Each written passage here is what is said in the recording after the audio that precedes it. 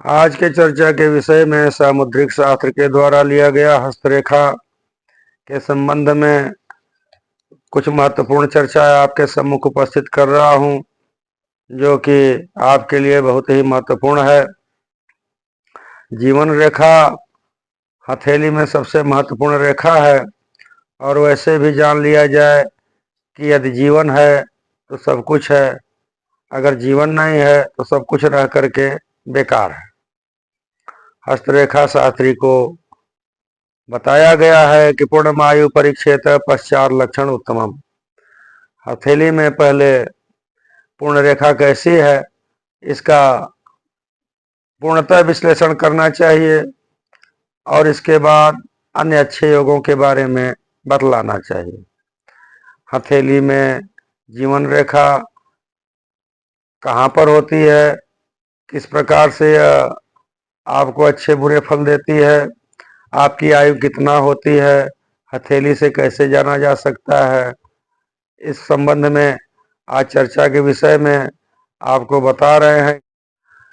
जैसा कि चित्र में दर्शाया गया है, यह आपका हथेली का चित्र है, और इसमें देख रहे हैं कि जो अंगूठे के नीचे बड़ा भाग दिखाया गया है वह शुक्र पर्वत है। उसके नीचे अंगूठे के मूल में निचला भाग मंगल का क्षेत्र है, और जो अंगूठे के बाद अंगुली होती है जिसको तर्जनी अंगुली कहते हैं, इंडेक्स फिंगर, वह गुरु का क्षेत्र है, उसको गुरु पर्वत बोलते हैं। और जो बड़ी अंगुली होती है, मिडिल फिंगर, मध्यमा अंगुली के नाम से उसे जाने जाते हैं, उसके नीचे का जो भाग है वह जो है आपका शनि पर्वत होता है। और जो सूर्य है वह अनामिका अंगुली, रिंग फिंगर के नीचे का भाग सूर्य पर्वत कहलाता है, और छोटी अंगुली के नीचे का उन्नत भाग जो होता है वह बुध पर्वत कहलाता है। इस प्रकार से जैसा कि देख रहे हैं, गुरु पर्वत और मंगल पर्वत के मध्य से गुजरने वाली जो रेखा आपके मणिबंध तक आती है, यह जीवन रेखा कहलाती है। यह जीवन रेखा मणिबंध तक आती है, स्पष्ट होती है, देखने में सुंदर होती है, गहरी होती है। तो इस रेखा को पूर्ण आयु की रेखा मानते हैं। पूर्ण आयु हमको कितना माना गया है? पूर्ण आयु हम लोगों को बताया गया है शतम जीवित शब्द हमारे शास्त्र में। जो 100 वर्ष की आयु जी लेता है उसको पूर्ण आयु की रेखा मानते हैं। अगर यह रेखा छोटी हो तो इसी प्रकार से आपकी आयु कम होगी, आधी हो तो आधी आयु होगी, और इस पर कुछ विशेष प्रकार के योग बने हुए हैं। मोटी है, पतली है, देखने में सुंदर नहीं है, जंजीरदार है, तो इसके अलग अलग फल होते हैं, जिस संबंध में आज चर्चा कर रहे हैं। तो अच्छी रेखा के बारे में चर्चा करते हैं कि जीवन रेखा जितना अधिक शुक्र पर्वत को घेरती है, बड़ी होती है, उतना ही आपका जीवन अच्छा, सुखी, दीर्घायु रहता है। अगर वहीं पर देखा जाए तो एक रेखा और बगल में दिखाई दे रही है, जो मंगल से निकल करके मंगल पर्वत के नीचे से मणिबंध तक जीवन रेखा के साथ साथ में जाती है। इस रेखा को ज्योतिष शास्त्र में मंगल रेखा के नाम से जाना जाता है, तथा और किसी शास्त्र में इसको अपरा रेखा के नाम से भी जानते हैं, और इसका एक और नाम दिया गया है, जीवन की सहायक रेखा मानी जाती है। अब देखिए, जीवन रेखा पर कौन सी रेखा होती है जो आपको अवरोध प्रदान करती है? जो शुक्र का पर्वत है, शुक्र पर्वत से चल करके कोई रेखा आपके जीवन रेखा को जहां जहां पर काटती है, उस स्थान में, उस अवस्था में थोड़े थोड़े कष्ट का सामना करना पड़ता है। यदि यह मंगल रेखा स्पष्ट हो और इसके साथ साथ चल रही हो, तो वही रेखा आपको जो काट करके रोगी बनाती है, दिक्कत में डालने वाली होती है, चोट चपेट बीमारी देने वाली होती है, वह नहीं दे पाती है, क्योंकि सपोर्टर रेखा होती है, वो उसके प्रभाव को पहले ही रोक लेती है। इस प्रकार से जीवन है तो सब कुछ है, जीवन रेखा स्पष्ट है तो जीवन सुखी है। तो अगर यह रेखा छोटी होती है तो समझ लीजिए कि बड़ी रेखा होने पर जैसे बड़ी आयु दे रही है, छोटी होने पर आयु कम देगी। पतली और चौड़ी होती है तो बीमारी का सूचक होती है।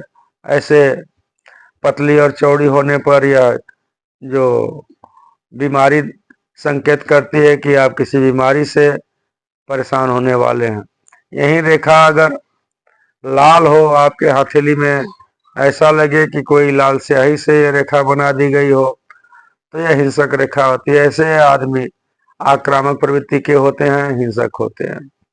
अगर यही जंजीरदार रेखा हो जाती है, जंजीर जंजीर जैसा रेखा पर बना रहता है, तो यह बहुत ही कोमल कमजोर व्यक्ति माने जाते हैं। अगर यह जहां जहां पर टूट गई है वहां वहां पर आपको बीमारी की सूचना देती है, कष्ट की सूचना देती है। अगर पतली रेखा है तो आकस्मिक दुर्घटना प्रदान करती है। अगर यह बृहस्पति पर्वत से निकल करके मणिबंध तक जाती है तो ऐसा आदमी बहुत ही सफल व्यक्ति कहलाता है और उच्च सफलता को यह प्राप्त करके जीवन में अपने ख्याति प्राप्त करता है। यह रेखा मस्तिष्क रेखा से मिली हुई हो तो यह रेखा विवेकपूर्ण जीवन देती है। और जीवन रेखा, मस्तिष्क रेखा, हृदय रेखा, तीनों को छू करके रेखा जा रही हो या तीनों रेखा को टच कर रही हो, तो ऐसे व्यक्ति जो है बहुत ही संघर्षमय जीवन व्यतीत करते हैं। यह शुरू में शाखा हो तो शुरू का जीवन ही अस्त व्यस्त हो जाता है। अगर मध्य में शाखा हो तो क्षय पूर्वक जीवन होता है, बीच में कहीं न कहीं बड़ी लंबी बीमारी आदि से आपको काफी रुकावट आ जाती है।